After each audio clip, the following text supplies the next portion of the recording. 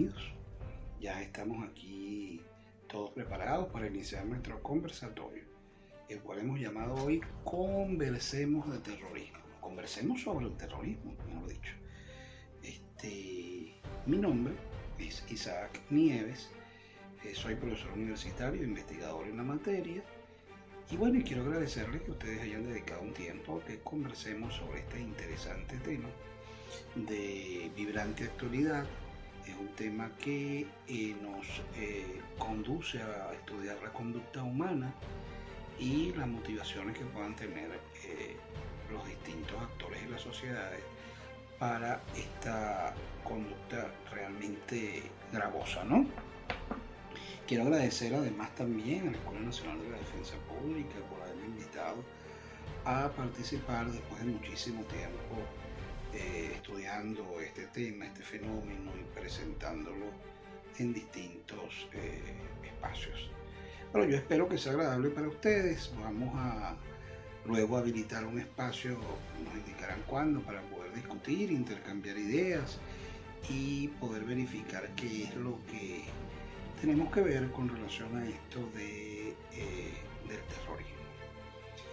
terrorismo. Bueno, les decía entonces, pues ya pendientes de que podamos comenzar a estudiar este fenómeno, que es un fenómeno que se nos pierde en el tiempo. Efectivamente, decir cuándo nace el terrorismo o se identifica en su trayecto histórico el terrorismo, porque es que está muy ligado a la conducta humana, se nos va en el devenir de los tiempos. Hay un grupo de investigadores que sostienen que el llamado terrorismo de Estado tiene su origen en la Revolución Francesa, en la fase de esta revolución llamada el Reino del Terror. Quien suscribe, quien conversa con ustedes no comparte esta idea, pero es mi deber decirles que hay un grupo importante que considera el OBIC. Considera este servidor que el tema de la Revolución Francesa es marcador, es importante, por cuanto fue la conducta de algunos revolucionarios franceses para imponer sus ideas por medio del terror, pero que de manera alguna constituye, a mi juicio, salvo mejor criterio, un inicio del tipo de terrorismo que llamamos terrorismo de Estado.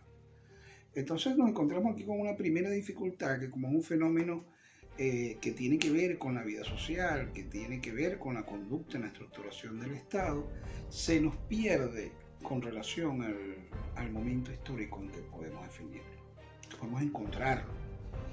Y esta es una de las dificultades para el estudio de esto que hemos llamado terrorismo, por cuanto no solo no encontramos su origen, sino que encontramos diversas concepciones de la aplicación del uso del terror, del uso de la fuerza o de la amenaza grave para obtener fines determinados de una sociedad, lo que ha impedido que la doctrina se unifique al respecto. Entonces no existe lo que llama el doctor Mendoza Troconi una dificultad doctrinaria terrible. Pues imagínense, yo debo tener allí 15, 20 definiciones y ninguna es aceptada universalmente. Por esta razón es que vamos a tratar de construir, de debatir, de comprender de qué estamos hablando, de visualizarlo, pero hay que dejar claro que es una dificultad doctrinaria aún no resuelta el hecho de que el terrorismo disculpen, el hecho de que el terrorismo no tenga un consenso en torno a su definición. Entremos entonces a revisar algunas cosas importantes que nos permitan ir viendo de qué estamos hablando y de qué se trata, porque además entonces hay un criterio popular de que cualquier acción que cause temor entonces es terrorismo. Creencia popular que se ha manifestado también en el momento de acusar, en el momento de comprender, en el momento de denunciar políticamente el terrorismo. Entonces esta creencia popular ha permeado otros órganos que son más exigentes con respecto a las definiciones y que lejos de facilitar el proceso de investigación nos han ido más bien cerrando el camino, porque el debate de qué es terrorismo y qué no aún continúa vigente. Pero hoy vamos a hablar de eso y vamos a traer qué podemos hacer al respecto. Bien, en este marco de ideas, de seguir tratando de construir la comprensión del terrorismo, vamos a revisar qué nos dice el ilustre tratadista Guillermo Cabanela de Torres en su diccionario de Derecho Usual, el llamado Diccionario de Cabanelas, sobre el terrorismo. Con el permiso de ustedes voy a leerlo. Terrorismo. Dominación mediante el terror. Esta frase es marcadora. Nos permite entonces comprender que el terrorismo no busca más que dominar al ser humano mediante el terror. Dominación mediante el terror. Luego nos explica cómo acontece en un procedimiento disciplinario llevado hasta las últimas consecuencias. Fíjense bien de nuevo por qué yo digo que esto no deviene de la Revolución Francesa, porque estos procedimientos disciplinarios militares gravísimos se pierden también en la antigüedad de los tiempos. Y habla de las ocupaciones, los países enemigos y la lealtad que exige el país ocupante. Pero él incluye un anexo aquí, un inciso importante y que vamos a revisarlo. Dice terror, dios mitológico del miedo, hijo de la guerra, Marte. Dice entonces que el terror es una suma de miedos y lo asocian a Dios Marte, el dios Marte, que es el dios de la guerra. Entonces podemos ver aquí cómo la mitología nos va explicando algún aspecto importantísimo que dice hijo de la guerra de Marte, pero además incluye y del amor, o sea, del deseo y de todo lo que implica el amor carnal, que es Venus. Así, espantando quizás la violenta alianza que esta asociación conduce, el amor y el miedo. Y produce un espanto grande ante una amenaza o peligro.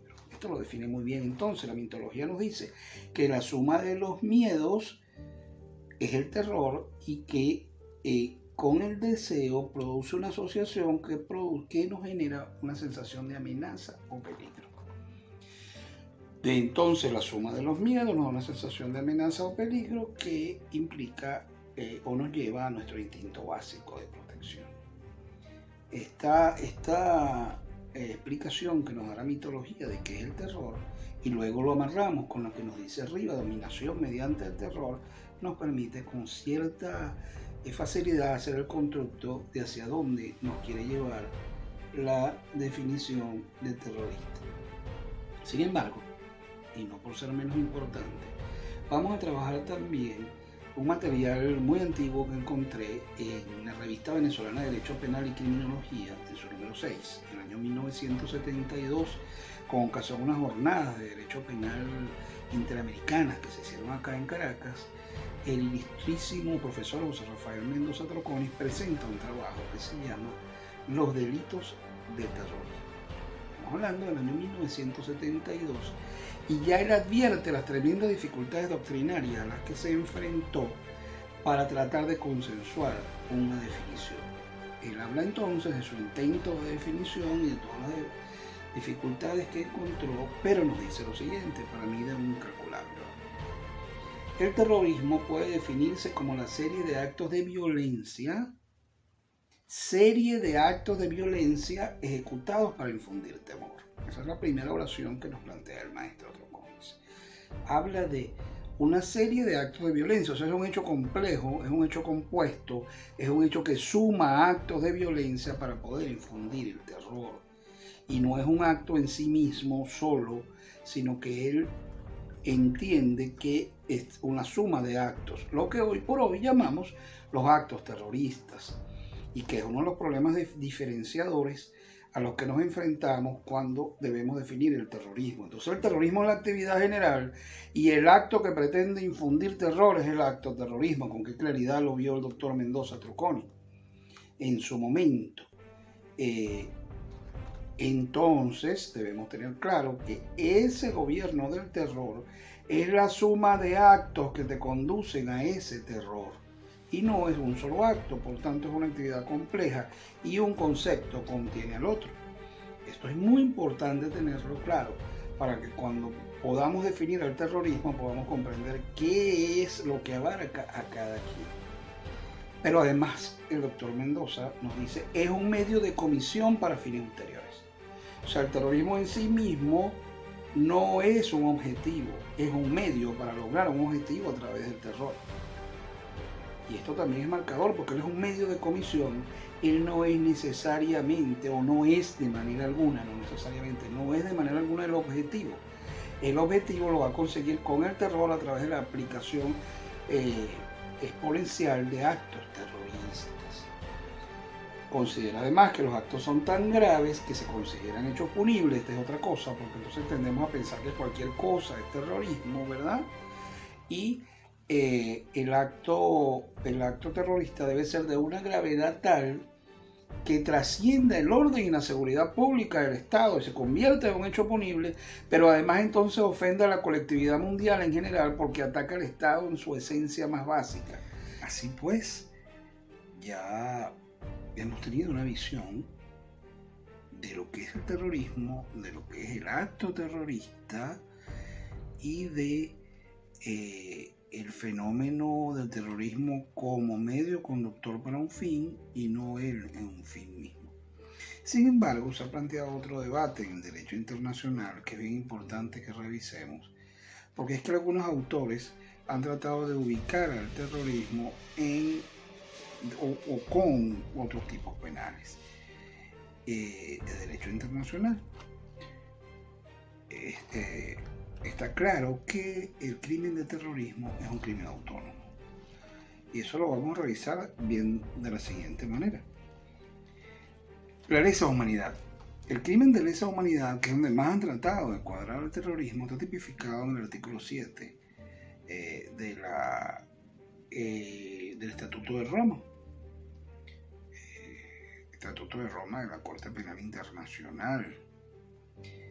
Y el Estatuto de Roma, en su artículo 7, que me voy a permitir leérselos, dice lo siguiente: a los efectos del presente estatuto se entenderá por crimen de lesa humanidad cualquiera de los actos siguientes cuando se cometa como parte de un ataque generalizado o sistemático contra una población civil y con conocimiento de dicho ataque.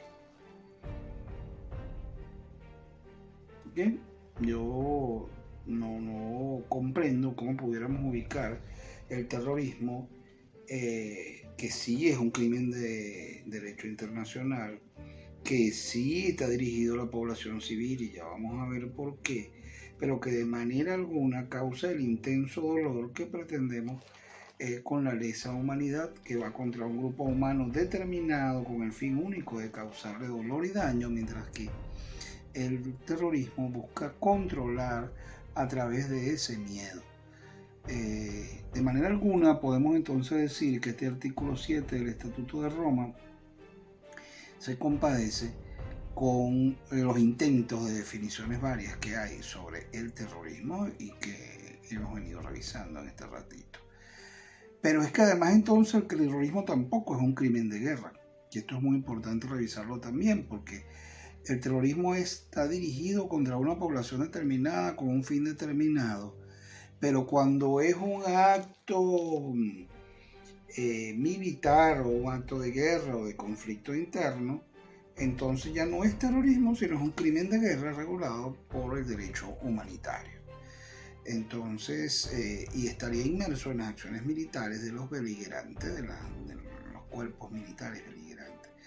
Entonces no está bien tratar de buscar al terrorismo y de ubicarlo dentro de uno de los espacios del derecho penal internacional que está contenido en el Estatuto de Roma. Pero sin embargo, también es importante dejar claro que es un crimen de derecho internacional. ¿Y qué lo diferencia? Lo diferencia primero un elemento determinante que es el centro de lo que les quiero decir, que es que el terrorismo no es una actividad individual que se realiza con fines personales. El terrorismo, que persigue fines ideológicos, persigue fines religiosos, persigue fines políticos, regularmente está financiado, gerenciado, potenciado desde la delincuencia organizada para el terrorismo, que, como ustedes saben y según la Convención de Palermo, presenta sus elementos propios y diferenciadores, que son el grupo humano, de más de 3 personas, con jerarquía, con duración en el tiempo, y dedicada a eso, que en este caso está dedicado al terrorismo, porque entonces no confundamos cualquier delincuencia organizada, cualquier mafia organizada con un grupo terrorista. porque esa es otra cosa que tiende a confundirse en el tiempo y en el espacio, sobre todo en el debate político. Entonces el grupo terrorista, que debe estar constituido por más de 3 personas, debe tener especialidades en las áreas de las personas, debe tener una duración en el tiempo, pero debe estar dedicado al terrorismo o a los actos, a la ejecución de actos terroristas para los fines que él mismo persigue. Entonces esto es marcador, porque si bien la delincuencia organizada tiene elementos comunes, la delincuencia organizada en el terrorismo es distinta a la delincuencia organizada para otros fines determinados, sobre todo la determinada para fines económicos. El terrorismo está determinado para los fines que hemos conversado y que son esencialmente lograr la desestabilización del ciudadano, para lograr en el Estado mismo una situación de inestabilidad que permita la situación de poder que hemos planteado. Bien, entonces está claro que el terrorismo ni es un crimen de lesa humanidad, como algunos autores en su momento trataron de plantearlo, ni es un crimen de guerra. Por tanto, no cabe dentro de los tipos penales del Estatuto de Roma. Y esta ausencia de definiciones, en las cuales hemos estado hablando toda la tarde, ha impedido que el terrorismo pueda ingresar como un crimen más dentro del Estatuto de Roma, porque la comunidad internacional, en función de sus visiones y de sus intereses, pues, no ha logrado ponerse de acuerdo con esto. Sin embargo, pues la Convención de Palermo habla de la delincuencia organizada, habla de un elemento fundamental en el cual avanzó la legislación venezolana, que es la financiación al terrorismo. Porque considerando el terrorismo como una actividad extremadamente compleja, como ya lo hemos visto, pero no solo en lo jurídico, sino en lo logístico, y una actividad de crimen transnacional que requiere el movimiento entre fronteras y el uso de fronteras como alcabalas como alcabalas de paso de un estado al otro, que impiden la persecución fija o corriente, que circule, requiere una gran actividad logística, organizativa. Y entonces, ¿qué plantea? Se plantea cortarle los lazos logísticos para poder evitar el acto terrorista que ponga en jaque a la comunidad determinada por ese acto o por ese grupo que persigue infundir el terror con la suma de los miedos. Unido a esto, entonces nos encontramos a la persona que ejecuta el acto terrorista, que es el terrorista como ser individual, que requiere de todo ese apoyo logístico, toda esa infraestructura para llegar al acto terrorista, que regularmente está motivado por razones ideológicas, de convicciones. La persona va allí convencida de lo que está haciendo, bien por alguna razón religiosa o por alguna razón ideológica. Ese terrorista es el que en definitiva va a responder por el acto terrorista. Ahora decíamos cómo diferenciar ese acto terrorista del delito común. La pregunta no es sencilla, la investigación debe ser profunda, pero ¿cómo se diferencia el acto terrorista del crimen? Y es la motivación. Normalmente el criminal ordinario tiene una motivación pecuniaria patrimonial, mientras que el ejecutor del acto terrorista y el acto terrorista como tal, por lo regular, son motivos ideológicos, políticos o religiosos. Eso indica que el acto terrorista es distinto en su esencia, en su forma, a el acto delictivo ordinario. De todas maneras, el artículo 4 de la Ley Venezolana contra la Delincuencia Organizada y Financiación del Terrorismo, o financiamiento del terrorismo, define un catálogo de actividades que pueden ser catalogadas como actos terroristas en su artículo 4. Pero en definitiva, para lograr verificar que ese acto no es delincuencia organizada, no es delincuencia ordinaria, sino que es delincuencia terrorista, es la motivación, las razones de ese acto lo que nos van a permitir diferenciar una cosa de la otra y poder seccionar la actividad terrorista expresada en el acto terrorista de la actividad delictiva ordinaria. Bueno, mire, En los medios el tiempo es un tirano, se nos ha acabado el tiempo. Yo espero esta disertación les haya agradado, está hecha con todo el corazón y todo el cariño del mundo. Y bueno, estaremos pendientes para conversar cuando las redes nos sean abiertas para esto. Yo quiero volver a agradecerles a los que nos invitaron a la Escuela Nacional de la Defensa Pública, a los que nos asistieron en este espacio técnico y a ustedes por haberme escuchado. Seguimos en contacto y recuerden, no se hacen estas reflexiones por el interés morboso en sí mismo, sino estas reflexiones son para conducir a la paz y para lograr que nuestro planeta, el que habitamos, sea lleno de justicia y de amor, como pretendemos los que aún somos los románticos caballeros de toga y damas de togas, los abogados y las abogadas. Se les quiere mucho.